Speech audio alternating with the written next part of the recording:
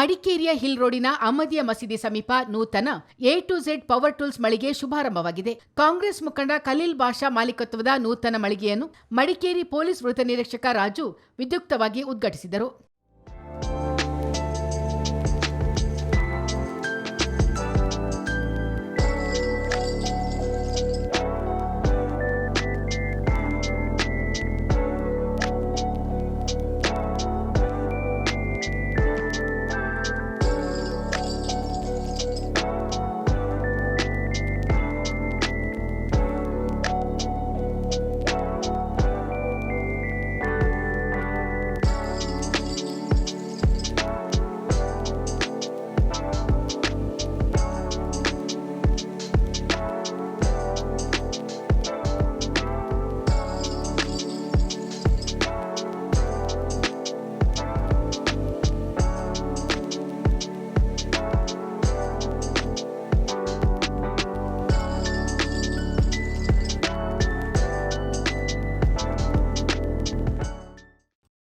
ಕಾರ್ಯಕ್ರಮಕ್ಕೆ ಮುಖ್ಯ ಅತಿಥಿಗಳಾಗಿ ನಗರಸಭಾ ಸದಸ್ಯರಾದ ಆಮೀನ್ ಮೌಸಿನ್, ಬಶೀರ್ ಅಹಮದ್, ಕಾಂಗ್ರೆಸ್ ಮುಖಂಡ ಅಂಸಾ ಕೊಟ್ಟಮುಡಿ, ದಂತವೈದ್ಯೆ ಡಾ ಅನುಶ್ರೀ ಅನಂತಶಯನ ಮತ್ತಿತರರು ಪಾಲ್ಗೊಂಡಿದ್ದರು.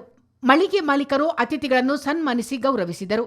ಇದೇ ಸಂದರ್ಭ ಮಾಪಿಳೆ ಪಾಟು ತಂಡದಿಂದ ಗಾಯನ ಕಾರ್ಯಕ್ರಮ ನಡೆಯಿತು.